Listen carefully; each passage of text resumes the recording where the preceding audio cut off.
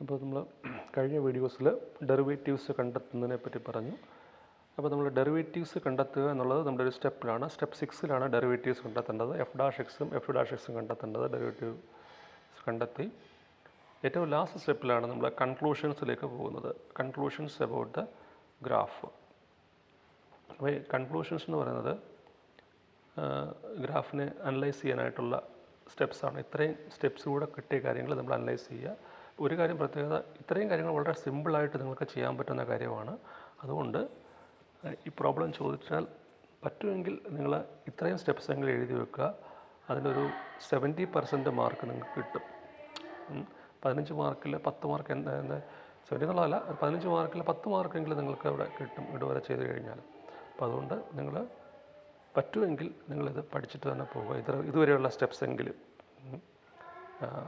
ഇനിയത്തെ step എന്ന് പറയുന്നത് നമ്മൾ ഗ്രാഫ് വരയ്ക്കുന്നതിന് മുന്നോടിയായിട്ട് ഉള്ള സ്റ്റെപ്സാണ്. അനാലിസിസ് എന്നുള്ള ഭാഗമാണ് വരുന്നത്. അനാലിസിസും അതുപോലെ തന്നെ കൺക്ലൂഷനും. അപ്പോൾ ഇതാണ് ഏറ്റവും കൺക്ലൂഷൻസ് ലാസ്റ്റ് സ്റ്റെപ്പ് 6, 7 വരുന്നത്. സ്റ്റെപ്പ് 6 വരെയുള്ള കാര്യങ്ങൾ നമ്മൾ പറഞ്ഞു കഴിഞ്ഞു. ഇനിയും സ്റ്റെപ്പ് 7ൽ ഇത് എങ്ങനെയാണ് അനലൈസ് ചെയ്യുന്നത് എന്നുള്ളതാണ് നമുക്കറിയാനുള്ളത്. നോക്കാം. Step 7 analysis. അപ്പോൾ ആദ്യമായിട്ട് നമ്മൾ ചെയ്യുന്നത് സൈൻ അനാലിസിസ് ആണ് ചെയ്യുന്നത്. നേരത്തെ നമ്മൾ പഠിച്ചേക്കുന്ന പോലെ തന്നെ, തുടക്കത്തിൽ നമ്മൾ പഠിച്ചേക്കുന്ന പോലെ തന്നെ ഓരോന്നിൻ്റെയും സൈൻ അനലൈസ് ചെയ്യും. അപ്പോൾ നമ്മൾ 3 ലൈൻസ് വരയ്ക്കും. y dy/dx d²y/dx². ഓരോന്നിനും കറസ്പോണ്ടിങ് ആയിട്ട് ഓരോ ലൈൻസ് വരയ്ക്കും. അതാണ് ഫിഗർ എയിൽ പറഞ്ഞിരിക്കുന്നത്. അപ്പോൾ ആദ്യം y എന്നുള്ള ഫംഗ്ഷൻ എടുത്തു കഴിഞ്ഞാൽ നമുക്ക് മനസ്സിലാക്കാൻ സാധിക്കും. y എന്നുള്ള ഫംഗ്ഷന് കറസ്പോണ്ടിങ് ആയിട്ട് നമ്മൾ നോക്കി സൈൻ ഓഫ് ഫൈവുമായി ബന്ധപ്പെട്ട് 4 പോയിൻറ്റ്സ് പറഞ്ഞിരുന്നു. ഏതൊക്കെയാണ്? -4, -2, 2, 4. ഈ 4 പോയിൻറ്റ്സും വെച്ചിട്ട് നമുക്ക് ഇടയ്ക്കൊരു പോയിൻറ്റ് 0 കൂടെ ചേർത്ത് വെച്ചിട്ട് നമുക്ക് ഇതിൻ്റെ സൈൻ അനലൈസ് ചെയ്യും. അതാണ് ഫസ്റ്റ് പറഞ്ഞിരിക്കുന്നത്. അതേപോലെ dy/dx ഈക്വൽ ടു 0 ആകുന്ന പോയിൻറ്റ്സ് ഏതൊക്കെയാണ്? dy/dx ഈക്വൽ ടു 0 ആകുന്ന പോയിൻറ്റ്സിൽ വെച്ചിട്ട് അടുത്ത സൈൻ അനലൈസ് ചെയ്യും. dy/dx ഈക്വൽ ടു 0 ആകുന്ന പോയിൻ്റ് എന്ന് പറയുന്നത് നമുക്ക് dy/dxനെ സംബന്ധിച്ചിടത്തോളം നമുക്ക് കാണുന്നത് എന്തൊക്കെയാണെന്ന് നോക്കാം. ഓരോരോ സ്റ്റെപ്പായിട്ട് നോക്കാം. The sign analysis of y reveals the behavior of the graph in the vicinity of the vertical asymptote. അതായത് വെർട്ടിക്കൽ അസിംപ്റ്റോട്ടിൻ്റെ അടുത്ത് ഗ്രാഫിൻ്റെ ബിഹേവിയർ എന്താണ് എന്നുള്ളതാണ് വൈയുടെ സൈൻ വെച്ചിട്ട് നമുക്ക് അനലൈസ് ചെയ്യാൻ സാധിക്കുന്നത്. അപ്പോൾ ഇതിൽ മനസ്സിലാക്കാൻ സാധിക്കുന്ന ഇത്രയാണ്. എക്സ് ടെൻസ് ടു -4 അതായത് എക്സിൻ്റെ വാല്യൂ -4ൻ്റെ എക്സ് ടെൻസ് ടു -4 എന്ന് പറഞ്ഞ അർത്ഥം എക്സിൻ്റെ വാല്യൂ -4ൻ്റെ ലെഫ്റ്റിൽ നിന്നും -4ലേക്ക് അപ്രോച്ച് ചെയ്യുന്തോറും ഗ്രാഫ് എന്ത് ചെയ്യുന്നു? ഇൻക്രീസ് ചെയ്യുന്നു.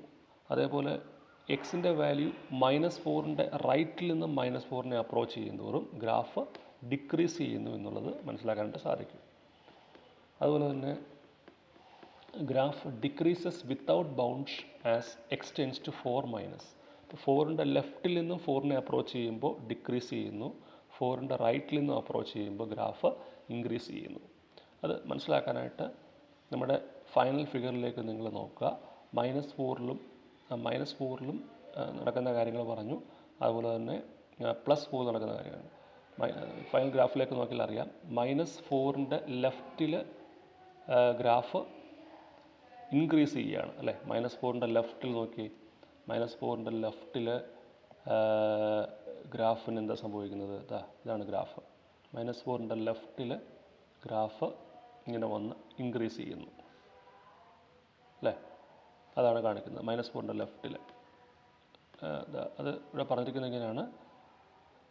Graph increases without bound as x tends to -4. അതുപോലെ തന്നെ എക്സിൻ്റെ വാല്യൂ -4ൻ്റെ റൈറ്റിൽ വരുമ്പോഴത്തേക്കും അത് ഡിക്രീസസ് വിത്തൗട്ട് ബൗണ്ടാണ്.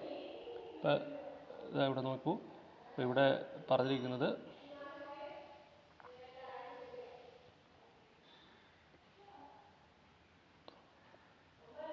ഇവിടെ ഇങ്ങനെ പോയിട്ട് ഇത് ഇൻക്രീസ് ചെയ്യുന്നു. പറഞ്ഞാൽ ഇതിങ്ങനെ ഇൻക്രീസ് ചെയ്തിങ്ങനെ പൊക്കോണ്ടേ ഇരിക്കുകയാണ് എന്ന് പറഞ്ഞ അർത്ഥം എന്താ? ഇതിവിടെ ഇങ്ങനെ സ്റ്റോപ്പില്ല, ഇൻക്രീസസ് വിത്തൗട്ട് ബൗണ്ടാണ്. ഏത് -4ൻ്റെ ലെഫ്റ്റിൽ. ഇനി -4ൻ്റെ റൈറ്റിലോ ഇതിങ്ങനെ വന്നു, ഇത് താഴേക്ക് പോയിക്കൊണ്ടിരിക്കുക എന്ന് പറഞ്ഞാൽ എന്താ, ഡിക്രീസസ് വിത്തൗട്ട് ബൗണ്ട്. ഇതാണ് വന്നിരിക്കുന്നത്. അടുത്ത 4 വന്നപ്പോഴോ 4ൻ്റെ റൈറ്റിൽ ഇത് ഗ്രാഫ് ഇൻക്രീസസ് വിത്തൗട്ട് ബൗണ്ടാണ്. 4ൻ്റെ ലെഫ്റ്റിൽ ഗ്രാഫ് ഡിക്രീസസ് വിത്തൗട്ട് ബൗണ്ടാണ്. അപ്പോൾ ഇതാണ് നമ്മുടെ ഫൈനൽ ഗ്രാഫിൽ നിന്ന് കിട്ടുന്ന കാര്യങ്ങൾ. അത് നമ്മളിവിടെ പറഞ്ഞിരിക്കുന്നത് ഇങ്ങനെയാണ്. സൈൻ അനാലിസിസ് നോക്കിയിട്ടാണ് അത് പറയുന്നത്. സൈൻ അനാലിസിസ് എന്ന് പറയുന്നത് നമ്മൾ ഈ പോയിൻറ്റ്സ് പറഞ്ഞല്ലോ, ഏതൊക്കെയാണ്, -4, -2, 0, 2, 4 എന്നുള്ള പോയിൻറ്റ്സ് കൊടുക്കുന്നു. നമ്മൾ നേരത്തെ പഠിച്ചിരിക്കുന്നത് പോലെ തന്നെ ഓരോ പോയിൻറ്റിലും, അതായത് നമ്മുടെ y എടുക്കുന്നു, y എടുത്തിട്ട് -4 താഴെ ഒരു വാല്യൂ കൊടുക്കുന്നു. -4 താഴെ കൊടുത്തപ്പോൾ കിട്ടിയ ആൻസർ എത്രയാണ്, വൈയുടെ സൈന് പ്ലസ് എന്നാണ് കിട്ടിയത്. അപ്പോൾ നോക്കിയേ, -4 താഴെ എല്ലാം പ്ലസ് ആണ്. -4 താഴെ ഇവിടെ വരുന്നതെല്ലാം പ്ലസ് ആണ്. അതേപോലെ -4നും -2നും ഇടയ്ക്ക് കിട്ടിയ വാല്യൂ എത്രയാണ്, -4നും -2നും ഇടയിൽ കിട്ടിയത് നെഗറ്റീവാണ്. അപ്പോൾ നിങ്ങൾ ഓരോ പ്രാവശ്യം നിങ്ങൾ മാറ്റുന്നില്ല, നിങ്ങൾ നോക്കിയാൽ മതി. ഇവിടെ പ്ലസ്, വീണ്ടും മൈനസ്, പ്ലസ്, ഇങ്ങനെയാണ് പോകുന്നത്, വൈയുടെ സൈൻ പോകുന്നത്. അപ്പോൾ അത് ഇവിടെ നോക്കിയാൽ വ്യക്തമായിട്ട് അറിയാം. അപ്പോൾ ആദ്യം പ്ലസ് വന്നു, അടുത്ത ഇൻ്റർവെല്ലിൽ അത് മൈനസായി, ദെൻ പ്ലസ്, മൈനസ്, പ്ലസ്, ഇങ്ങനെ പോകുന്നു. അപ്പോൾ ഇങ്ങനെയാണ് വൈയുടെ സൈൻ അനലൈസ് ചെയ്യുന്നത്. അപ്പോൾ മനസ്സിലാക്കാൻ പറ്റുന്നത് എന്താ, -4ൻ്റെ ലെഫ്റ്റിൽ പ്ലസ്, റൈറ്റിൽ മൈനസ്. ഈ ഒരു രീതിയിലാണ് നമ്മുടെ ഗ്രാഫ് പോകുന്നത്. അതായത് -4ൻ്റെ ലെഫ്റ്റിൽ നമ്മുടെ ഗ്രാഫ് എക്സ് ആക്സിന് മുകളിലാണ്, -4ൻ്റെ റൈറ്റിൽ എക്സ് ആക്സിന് താഴെയാണ്. അപ്പോൾ അത് നമ്മൾ ഗ്രാഫ് നോക്കിയാൽ മനസ്സിലാക്കാൻ പറ്റും. ഗ്രാഫ് നോക്കിയിട്ട്, ഫൈനൽ ഗ്രാഫ് നോക്കിയിട്ട് പറഞ്ഞ് ഇതാ കണ്ടില്ലേ, ഈ ഗ്രാഫ് നോക്കിയാൽ അറിയാം.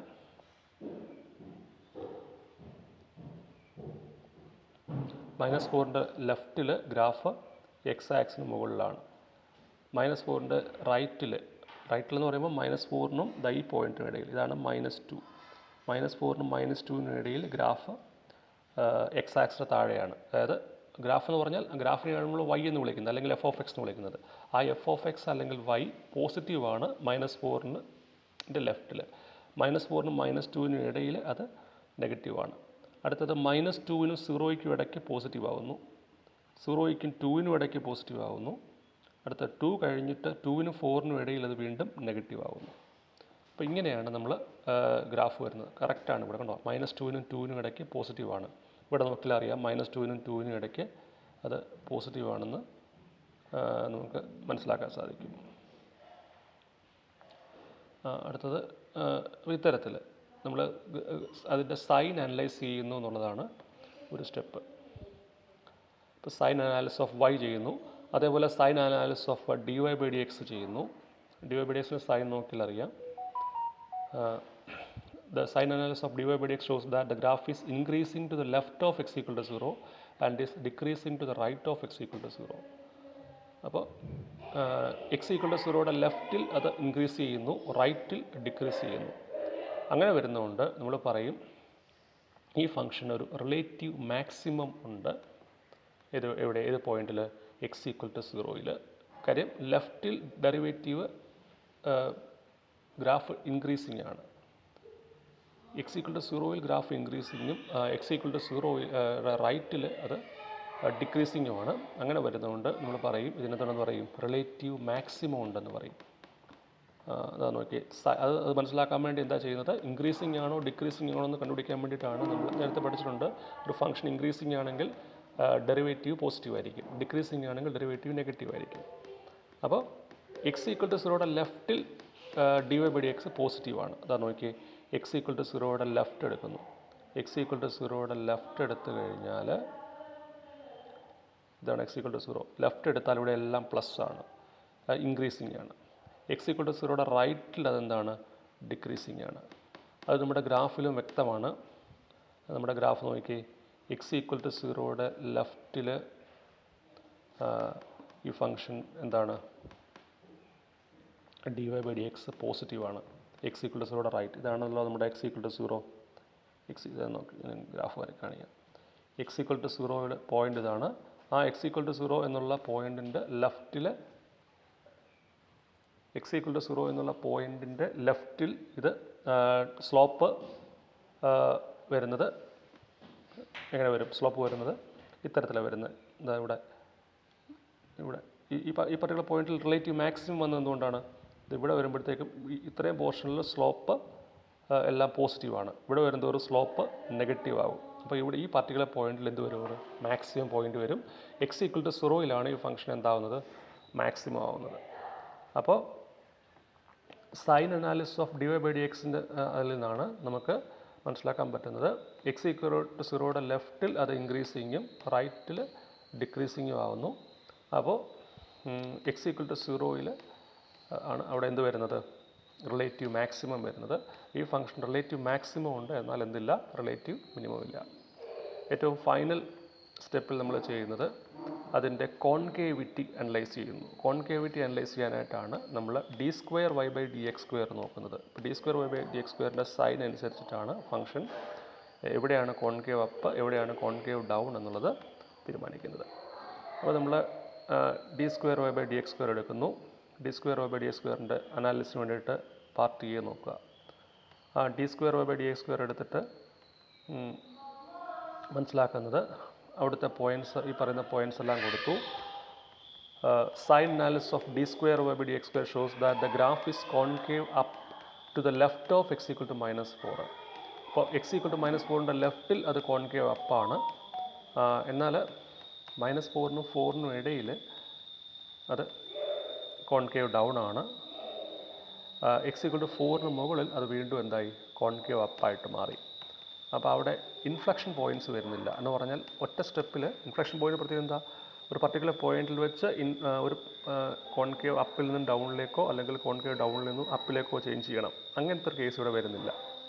അപ്പോൾ D square Y by D X square എടുക്കുന്നു.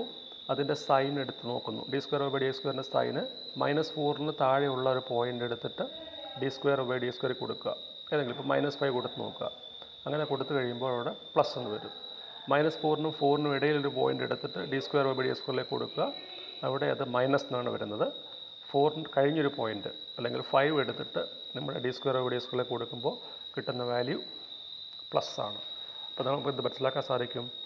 -4ന് ലെഫ്റ്റിൽ അത് പ്ലസ്, റൈറ്റിൽ -4ൻ്റെ ലെഫ്റ്റിൽ കോൺകേവ് അപ്പ്, -4ൻ്റെ റൈറ്റിൽ കോൺകേവ് ഡൗൺ. അതുപോലെ തന്നെ 4ൻ്റെ റൈറ്റിൽ കോൺകേവ് അപ്പ്, 4ൻ്റെ ലെഫ്റ്റിൽ കോൺകേവ് ഡൗൺ. ഈ ഒരു പ്രോപ്പർട്ടി നമുക്കവിടെ മനസ്സിലാക്കാനായിട്ട് സാധിക്കും. അപ്പോൾ ഈ പ്രോപ്പർട്ടി അനുസരിച്ചിട്ട് നമ്മുടെ ഗ്രാഫ് ഫൈനൽ ഗ്രാഫിലേക്ക് നമുക്ക് പോകാവുന്നതാണ്. അത് നമുക്ക് ഈ -4ൻ്റെ ലെഫ്റ്റിൽ എന്താ സംഭവിക്കുന്നത്? Graph is concave up to the left of X equal to -4. -4ൻ്റെ ലെഫ്റ്റ് വരെ ഇതാണ് -4. -4ൻ്റെ ലെഫ്റ്റ് വരെ ഗ്രാഫ് കോൺകേവ് അപ്പാണ്. എന്നാൽ -4ൻ്റെ റൈറ്റിൽ -4നും 4നും ഇടയിലുള്ള പോർഷൻ, -4നും 4നും കോൺകേവ് ഡൗൺ ബിറ്റ്വീൻ -4 ആൻഡ് 4, -4നും 4നും ഇടയിൽ അതെന്താണ്? കോൺകേവ് ഡൗൺ ആണ്. കണ്ടോ, ഇത്രയും ഭാഗത്ത് കോൺകേവ് ഡൗൺ ആണ്. എന്നാൽ 4 കഴിഞ്ഞിട്ടോ വീണ്ടും അതെന്തായി? കോൺകേവ് അപ്പായിട്ട് മാറി. അപ്പോൾ ഇൻഫ്ലക്ഷൻ പോയിൻ്റ് ഇല്ല എന്ന് പറയാൻ കാര്യം എന്താ? നമ്മൾ ഇൻഫ്ലക്ഷൻ പോയിൻ്റ് വരണമെങ്കിൽ നിങ്ങൾ ശ്രദ്ധിക്കണം. ചിലപ്പോൾ ഒരു കൺഫ്യൂഷൻ ഉണ്ടാക്കുക. ഇൻഫ്ലക്ഷൻ പോയിൻ്റ് എന്ന് പറയുമ്പോൾ ഇവിടെ വന്നിട്ട് പെട്ടെന്ന് തന്നെ ടേൺ ചെയ്യുക. ഒരു പോയിന്റിൽ ഒരു ബ്രേക്ക് ഇല്ലാതെ ടേൺ ചെയ്തെങ്കിൽ ഇൻഫ്ലക്ഷൻ പോയിൻ്റ് ആവുള്ളൂ. ഇവിടെ അങ്ങനെയല്ല. ഇവിടെ വരെ വന്ന ശേഷം പിന്നെ ഒരു ബ്രേക്ക് വന്നിട്ടാണ് അടുത്ത ചേഞ്ച് ചെയ്തത്. അപ്പോൾ അതുകൊണ്ട് നമുക്കതിനെ ഇൻഫ്ലക്ഷൻ പോയിൻ്റ് എന്ന് വിളിക്കാൻ പറ്റില്ല. ഇൻഫ്ലക്ഷൻ പോയിൻ്റ് ആണെങ്കിൽ ആ പർട്ടിക്കുലർ പോയിന്റിൽ വെച്ച് തന്നെ ചേഞ്ച് വരണം. അപ്പോൾ ഇവിടെ അങ്ങനെ വന്നിട്ടില്ല. അപ്പോൾ നിങ്ങൾ തെറ്റിദ്ധരിക്കരുത്. Concave up to concave down എന്ന് മാത്രമല്ല നോക്കേണ്ടത്, ആ പോയിന്റിൽ വെച്ച് തന്നെ ചേഞ്ച് ഉണ്ടോ എന്ന് നോക്കണം. ഇവിടെ അങ്ങനെയില്ല. ഇവിടെ വരെ അപ്പ്, അത് കഴിഞ്ഞ് ഈ ലൈൻ വിട്ട ശേഷമാണ് ഇവിടെ ഡൗൺ ആവുന്നത്. അതുകൊണ്ട് ഇവിടെ ഇൻഫ്ലക്ഷൻ പോയിൻ്റ് വരുന്നില്ല. അപ്പോൾ അതുകൂടെ നമ്മൾ നോക്കുക.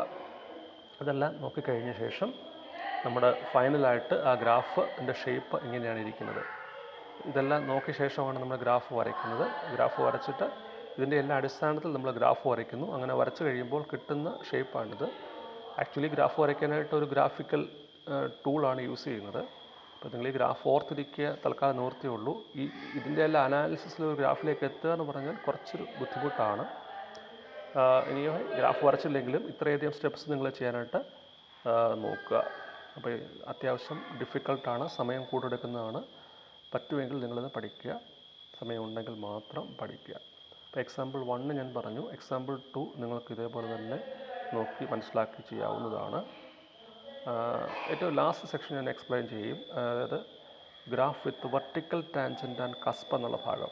അത് കുറച്ച് കണ്ടൻറ്റ് കുറച്ച് കുറവാണ്.